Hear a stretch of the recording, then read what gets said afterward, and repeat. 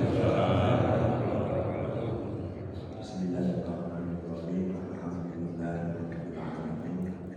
Wassallallahu ala sayyidina Muhammad wa ala alihi wa sahbihi wa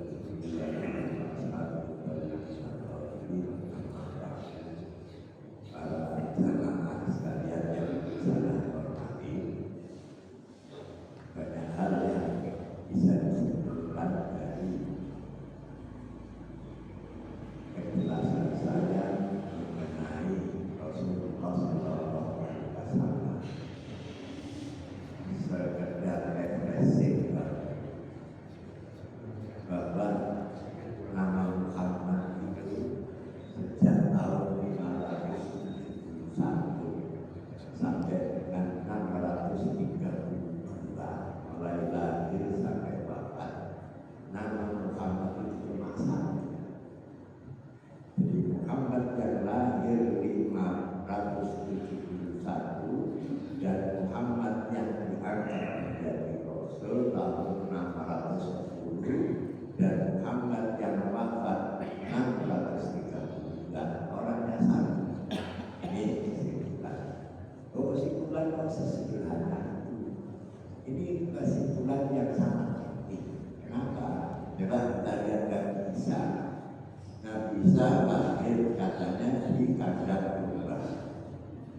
Habis itu ada cerita sampai umur 30 tahun. Apakah yang lahir di kandang domba itu sama dengan yang diangkat? Sejarah tidak bisa membuktikan. Mungkin orang lain. Kemudian peristiwa gajah itu adalah momentum. Sebab dengan adanya peristiwa gajah itu, tanggal lahir Nabi Muhammad SAW disepakati oleh semua sejarawan, baik yang Muslim maupun non-Muslim.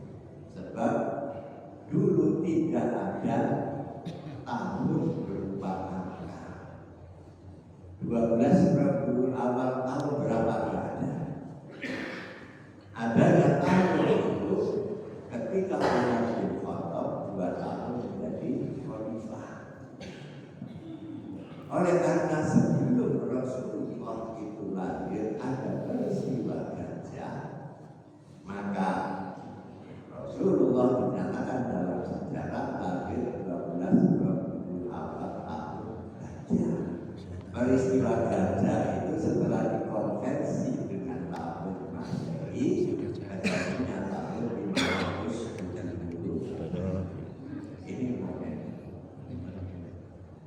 Kemudian cerita tentang Muhammad ini runtut mulai lahir sampai umur 11,5 tahun, umur 6 tahun, umur 15 tahun. Jadi 15 tahun itu orang hijab, terus berlanjut sampai perkawinannya, sampai mendapat kepercayaan meletakkan hajar aswad di tempatnya, sampai dia diangkat menjadi Rasul. Runtut ceritanya, berarti lakonnya ya cuma itu, tidak ada lakon penggantinya. Pagi ini saya ingin bicara yang singkat saja, yaitu kalau diceritakan satu persatu tidak selesai. Saya akan bagaimana saya sudah menceritakan Rasulullah akan menjadi Rasul itu prosesnya. Nah, sekarang yang saya bicarakan yaitu apa sih sebenarnya visi dan misi beliau. Kalau kita melihat visi Rasulullah, memang beliau orang yang sangat visioner. Visinya itu kita ketemukan dalam surat Al-Anbiya ayat 103. Wa ma arsalnaka illa rahmatan lil alamin. Tidaklah kami mengutus engkau Muhammad kecuali untuk rahmat bagi seluruh alam semesta. Jadi rahmat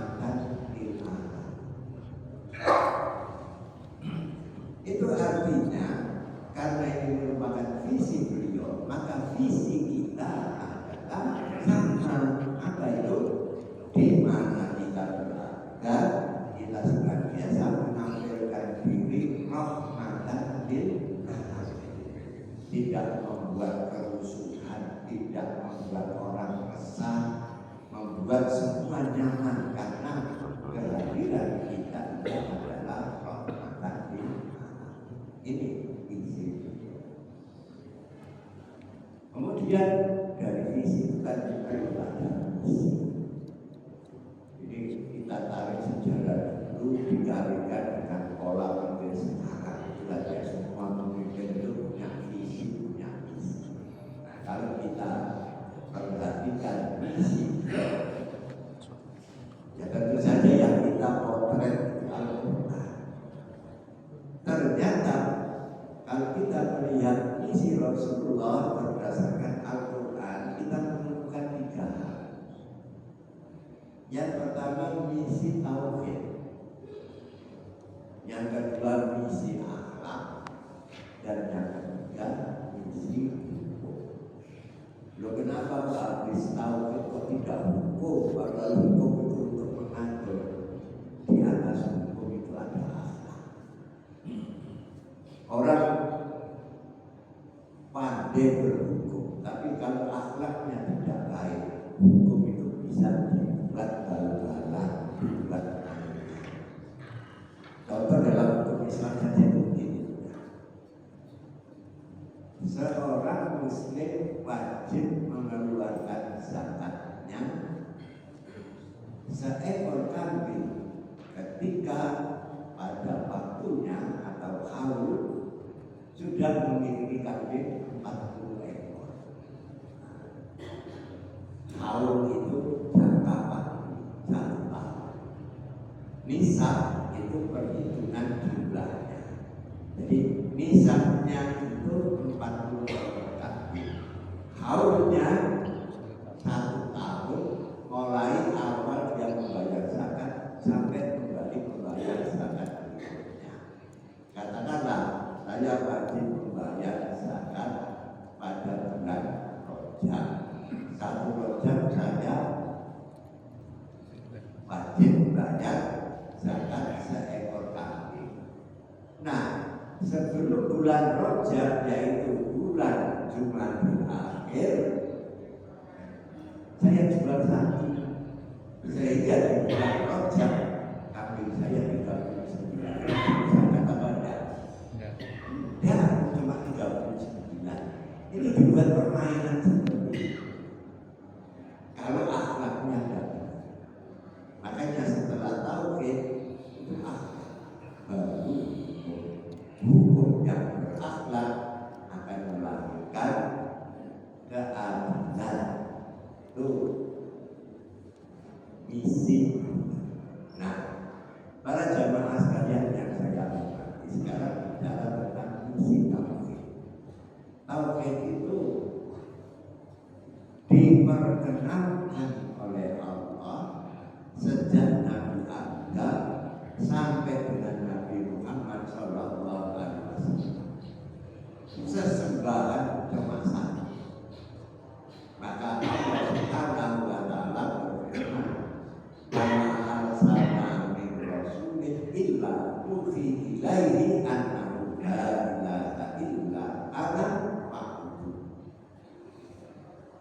Tidaklah aku mengutus seorang rasul kecuali kami wahyukan kepada Rasul-Rasul termasuk yang dulu, sesungguhnya tidak ada Tuhan selain saya, selain aku, maka sembahlah. Jadi mulai Nabi Adam, Nuh, Hud, Musa, Isa, Muhammad, yang diperkenalkan adalah agama tauhid, tidak ada Tuhan selain Allah dan hendaklah kita menyembah Allah. Ini semua Rasul sama. Makanya Allah hanya menurunkan satu agama itu di sini mengenai berserah diri kepada Tuhan yang sama. Coba kita lihat apa yang disampaikan Nabi Musa, apa yang disampaikan oleh Nabi Musa, Ibrahim, semuanya adalah menyembah hanya kepada satu Tuhan yaitu Allah. Tidak ada Tuhan selain aku dan sembahlah aku. Ini Islam. Terus syariatnya yang bagaimana? Syariat berbeda-beda. Karena syariat-syariat yang pernah diberikan oleh Allah kepada para nabi dan rasul itu sesuai dengan situasi dan kondisi masa itu. Sementara Rasulullah Shallallahu Alaihi Wasallam misinya itu misi mendunia. Para rasul sebelum Nabi Muhammad Shallallahu Alaihi Wasallam lebih bersifat regional. Nah, tentu saja syariatnya itu harus berbeda.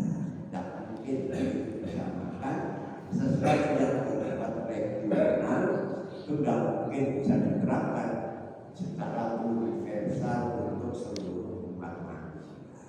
Nah, karena fungsi Rasulullah adalah bentuk dari semua nabi dan rasul, menyempurna semua yang disampaikan oleh para nabi dan rasul yang ada. Para jamaah sekalian yang saya hormati, nabi situlah sering dalam menyampaikan misinya itu sering benturan dengan keyakinan-keyakinan yang ada pada waktu itu. Nah, sekarang beberapa ini saya berikan contoh. Orang-orang Quraisy pada waktu itu banyak Tuhan. 360 Tuhan dipajang di Ka'bah. Jadi dulu itu Ka'bah itu sudah banyak berhala. Antara Safa dan Marwah juga ada banyak berhala. Jadi dulu itu Rasulullah itu ripuh, para sahabat ripuh karena waktu saat itu banyak melewati berhala-berhala yang ada di antara Safa dan Marwah. Jangan dibayangkan Safa dan Marwah itu seperti sekarang sudah masuk masjid. Nah, dulu orang saat itu sering jatuh ke satu karena itu memang perbukitan. Dari situ banyak berhala.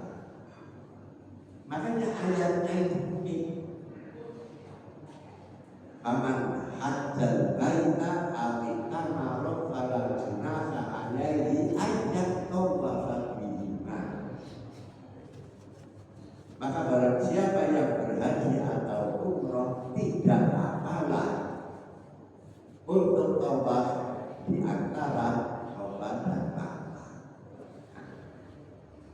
Kata-katanya kok tidak apalah. Padahal saat itu rukun haji, saat itu rukun umroh. Kenapa kok kata-katanya tidak apalah? Kamu untuk tetap sah. Maksudnya di sini, ya kamu walaupun di sebelah kiri kanannya itu banyak berhala, yang penting hatinya sah. Nah seperti itulah.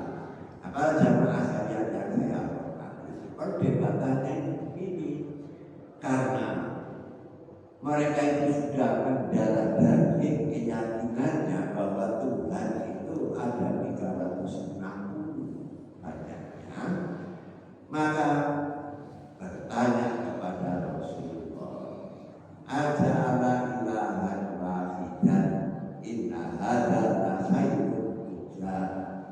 Hai Muhammad, engkau kok mempunyai satu Tuhan, itu kan aneh bagi kami.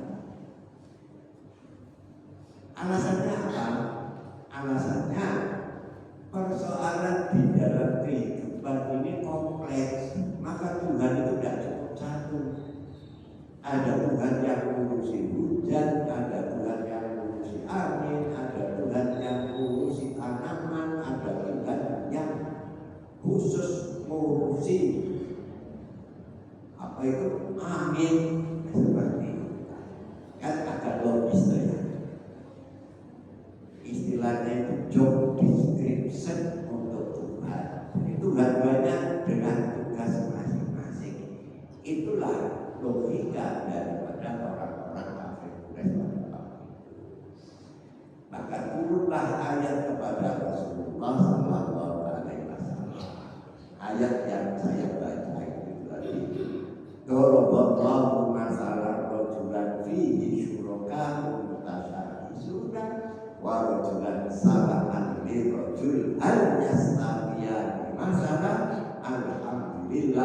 bal aktsaruhum la ya'lamun.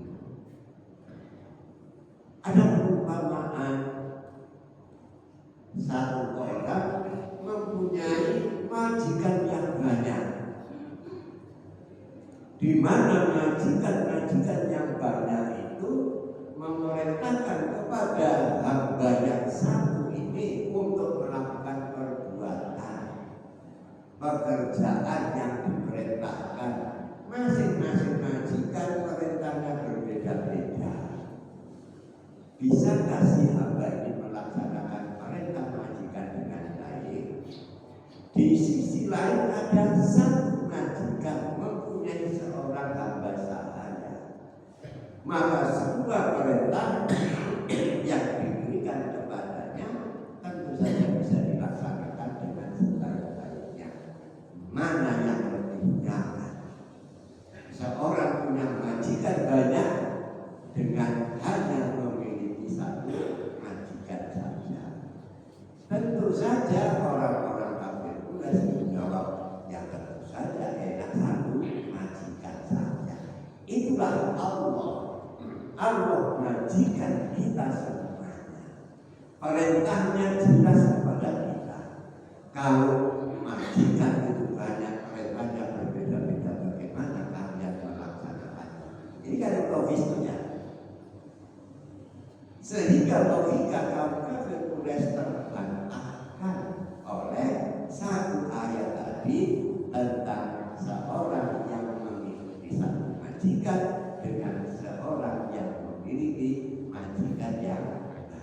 Hal yastawiyan di masalah, apakah kedua perumpamaan ini sama? Tentu saja berbeda. Ini terhadap para penyembah, terhadap kaum Nasrani, logika yang diberikan oleh Al-Quran juga logika yang gampang sekali, sederhana. Apa itu? Berbicara tentang Maryam dan Nabi Isa, Al-Quran mengatakan karena yang kedua-duanya yaitu Maryam dan Isa memakan makanan. Logika apa itu kok memakan makanan? Makanan itu kan punya resiko. Tidak ada makanan yang tidak beresiko. Minimal resiko dari makanan yang masuk ke dalam perut adalah kita buang. Mungkin juga beresiko penyakit, mungkin juga beresiko badan bertambah sehat. Itulah fungsi makanan yang masuk ke dalam tubuh. Maka soal ketuhanan yang disampaikan oleh Rasulullah kepada kaum Nasrani yang menganggap Nabi Isa itu sebagai Tuhan, dikatakan karena yakulana doa. Maryam dan Isa sama-sama memakan makanan. Sama-sama makan makanan, kemudian salah makanan, IBMB-nya beracun. Apa yang terjadi? Petani pules. Lu mesti anak pules. Lihat.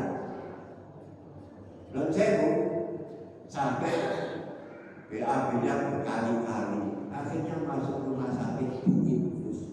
Lu mesti anak diinfus.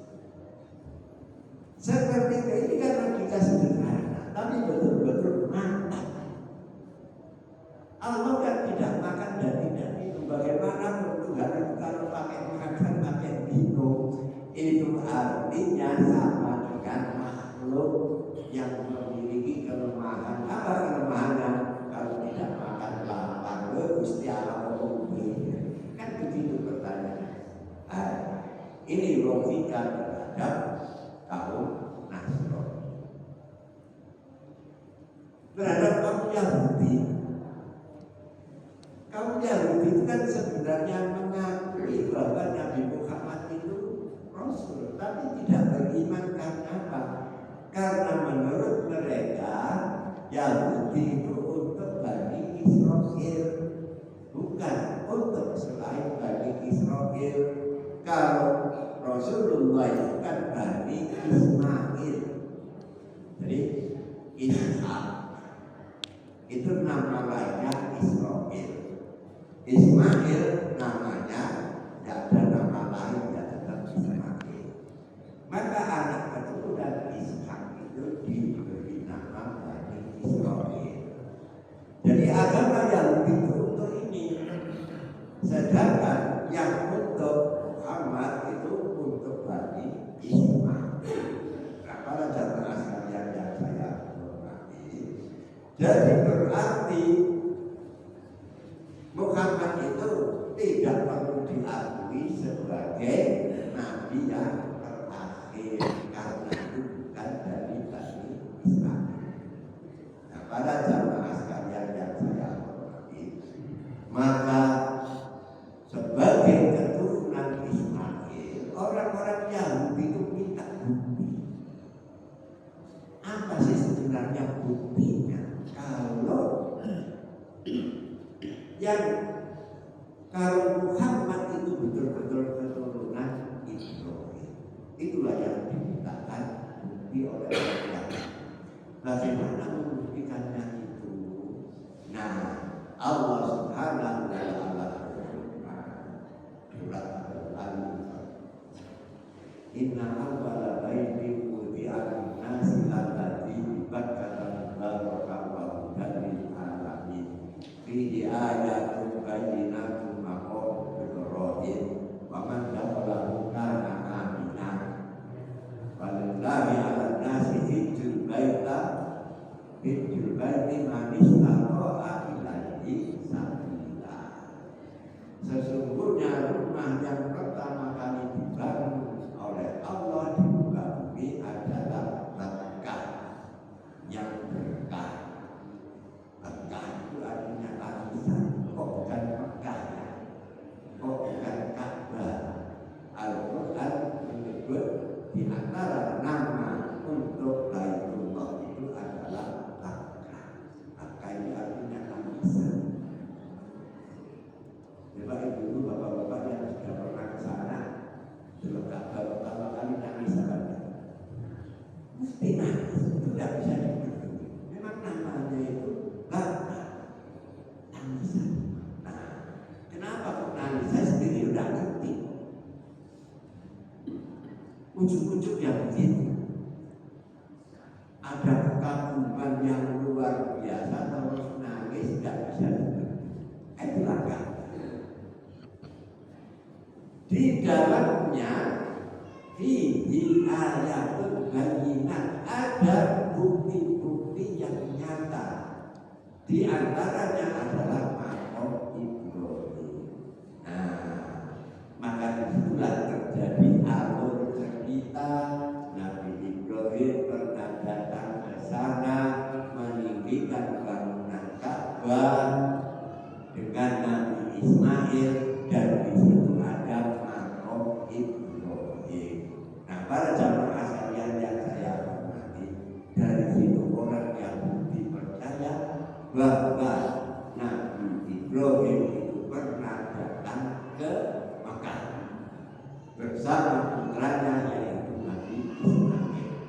Kelihatannya cerita sederhana, tapi ini sebenarnya sebuah fakta sejarah yang membuat orang Yahudi yakin bahwa Nabi Ibrahim itu pernah datang ke Makkah bersama Nabi Ismail.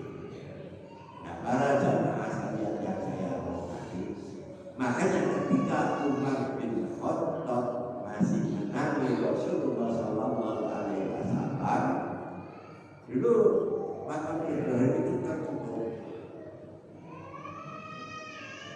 Umar bin Khattab usul kepada Rasulullah, bu ya dibuka saja, kita jadikan sebagai tempat sholat.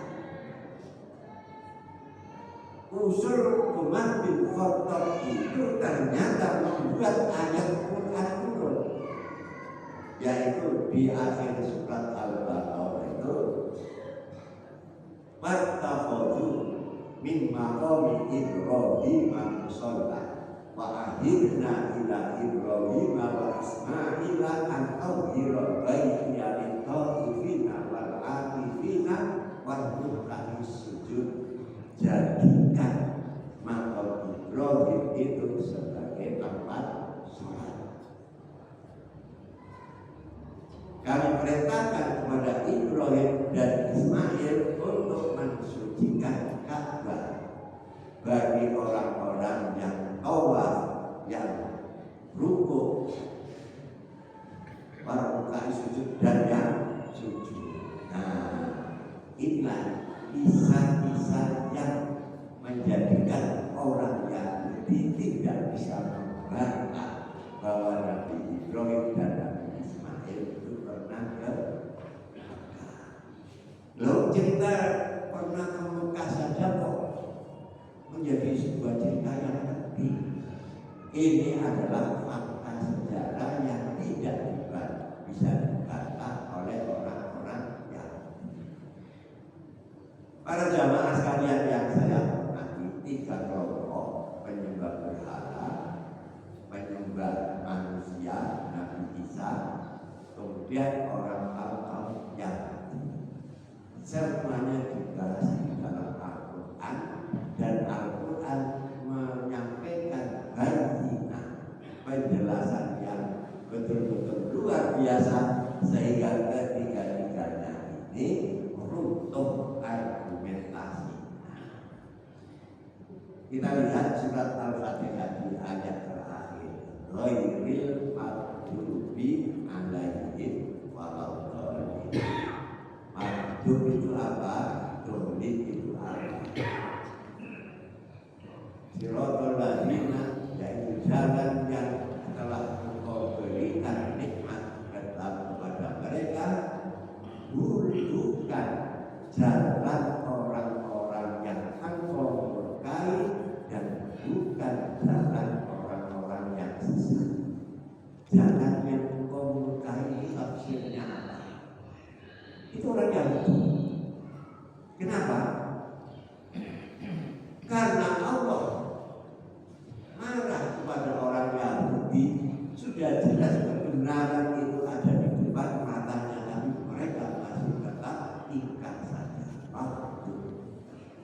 Dhalin itu adalah kaum Nasrani yang menyembah manusia, sesat yang kemudian. Nah, para jamaah sekalian yang saya hormati, nah sekarang pertanyaannya, ateis kok tidak dibahas? Itu kan ya, ateis kok tidak dibahas? Sebenarnya ateis itu tidak ada.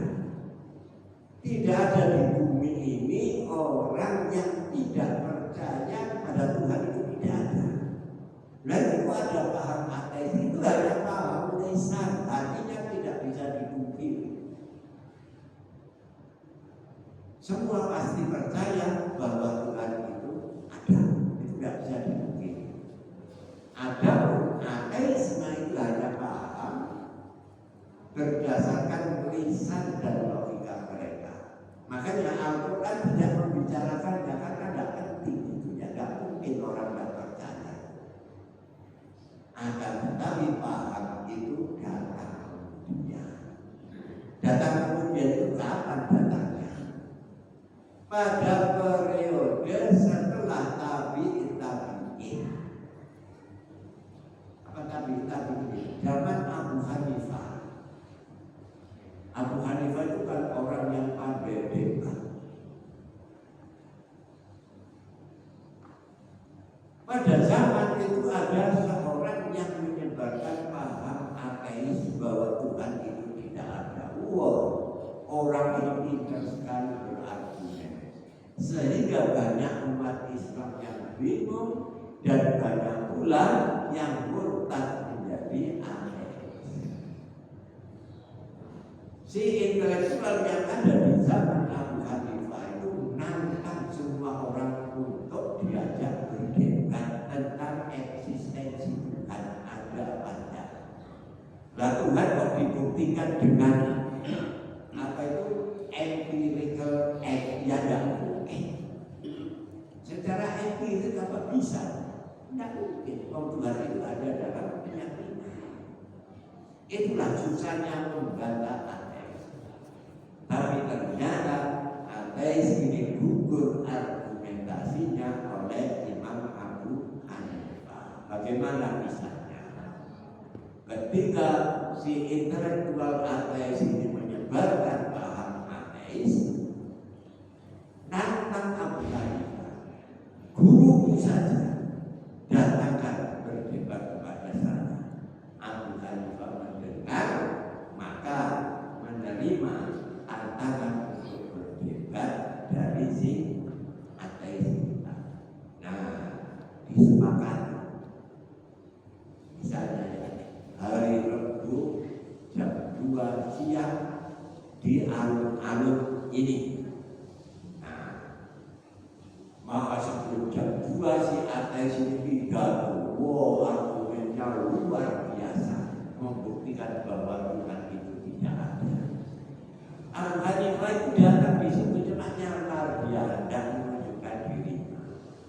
Maka setelah jam 2 datang, Abu Hanifah tidak muncul-muncul.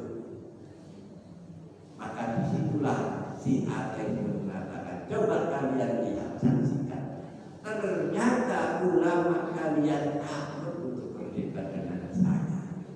Nah, jam 2 katakanlah, jam 2 lebih, kira-kira setengah 3 baru muncul Abu Hanifah. Memohon maaf kepada si ateis tadi. Saya mohon maaf, saya terlambat. Tapi keterlambatan ini semuanya atas ketidaksengajaan. Terus cerita Hanifah, saya itu sebenarnya sudah nyampe ke sini. Tahu-tahu di depan saya itu lantas bumi itu terbuka, ada kali yang lebar, ada sungai yang panjang dan lebar sekali. Saya tidak bisa nyebrang. Tiba-tiba di depan saya ada pohon tumbang, pohon besar. Dia jatuh di depan saya. Dan pohon itu langsung membentuk kapal perahu yang besar. Begitu membentuk perahu besar, di perahu itu ternyata ada makanan, ada minuman yang lezat semuanya. Lantas saya naik sampai saya ke tempat perdebatan. Apa kata si ateis? Langsung pidato dengan kalahnya. Coba kalian semuanya dengarkan cerita ulama Anda ini. Ternyata dia adalah orang gila. Mana mungkin ujuk-ujuk datang sungai di depan, mana mungkin ujuk-ujuk pohon tumbang berbentuk perahu, jadi perahu ada makanan yang lengkap. Ini menunjukkan kegilaan ulama kalian semua. Abu Hanifah sambil tersenyum, beliau itu menjawab, kira-kira siapa yang lebih gila, saya atau Anda? Lu kok bisa begitu? Mana mungkin alam semesta yang sedemikian luasnya, ada bumi yang terbentang luas, itu terjadi tanpa pencipta. Nah, maka disitulah gugur argumentasi dari si ateis tadi. Nah, para jamaah sekalian yang saya hormati, terakhir sekarang, bagaimana tauhid yang dilontarkan oleh Rasulullah sebagai misi yang pertama?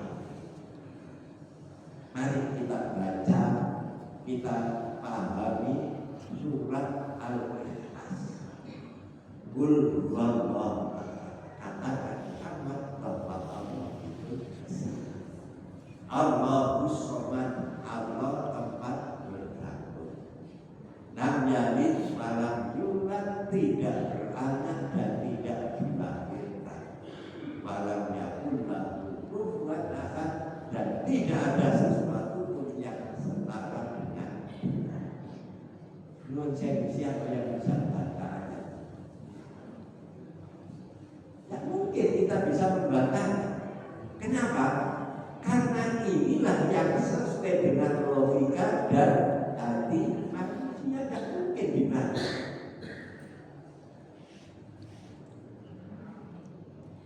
Saya pernah berbantah-bantahan dengan seorang pendeta waktu saya di Surabaya. Banyak sekali argumennya yang disampaikan. Saya sederhana saja. Saya minta tolong, saya akan pindah agama. Kalau Anda bisa membantah itu, saya berkata, Allah akan Allah SWT dari orang yang Tuhan akan saya terjemahkan bantah. Bisa tidak mungkin. Itulah yang sesuai dengan logika dan fitrah atau hati nurani manusia. Makanya ada pernyataan seorang ateis yang komplain Tuhan. If you say strongly enough, you will be forced by science to believe in God. Kelvin namanya. Kalau Anda berpikir cukup kuat, maka Anda akan dipaksa oleh ilmu pengetahuan untuk meyakini bahwa Tuhan itu ada. Nah, para jamaah sekalian yang saya hormati, jadi misi tauhid itu di sini. Dan argumen yang dikemukakan oleh Al-Quran tidak bisa dibantah oleh siapapun juga, karena fakta-fakta yang ditunjukkan oleh Al-Quran itu adalah fakta yang valid yang tidak bisa terbantah. Siapa yang meninggali makam Ibrahim kan tidak mungkin. Loh, itu sebuah bukti yang nyata, ada dua telapak kaki itu yang ada bangunan tinggi Ka'bah. Loh, kok itu apa mungkin itu telapak kaki Nabi Ibrahim?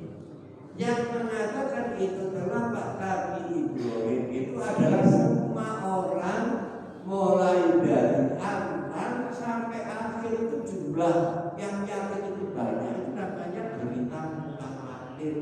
Berita mutawatir itu adalah berita yang jago. Jadi bukan disaksikan satu orang. Semua orang di Mekah sejak awal itu sudah mengatakan ini makam Ibrahim. Generasi berikutnya yakin itu makam Ibrahim. Generasi berikutnya lagi makam, terus sampai hari ini berjuta-juta orang meyakini itu makam Ibrahim. Itulah yang disebut fakta. Tidak sebuah berita banyak orang meriwayatkan, terus kosong satu zaman, ada sedikit meriwayatkan, ada lagi sedikit meriwayatkan, ada banyak lagi. Ini namanya berita yang mukotik, berita yang terputus. Itu bukan berita mutawatir. Nah, para jamaah sekalian yang saya hormati, seperti itulah pembuktian tentang sejarah daripada makam Ibrahim yang diyakini oleh semua manusia di dunia ini, bahwa itu betul-betul bekas telapak Nabi Ibrahim, yang berarti Nabi Ibrahim itu pernah ke Mekah beserta putranya yaitu Nabi Ismail. Nah, para jamaah sekalian yang saya hormati,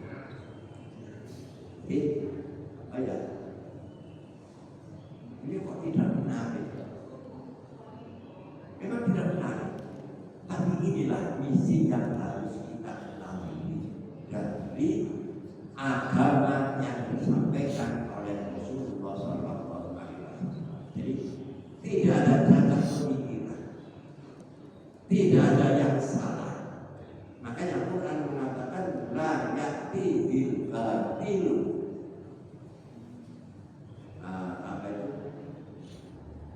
Min baini aydihim wa min khalfihim tanzilun min hakimin hamid.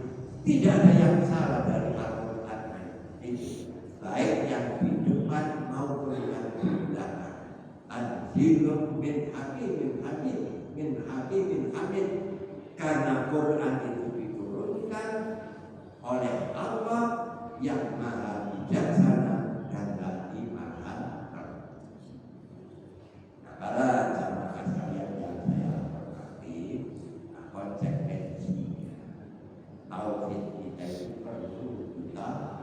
jaga agar tetap lurus, tidak ada yang kita sembah selain Allah Subhanahu wa Ta'ala. Menjaga keyakinan ini merupakan kewajiban kita bersama. Mudah-mudahan tauhid ini akan membawa kita sampai ke surga nanti.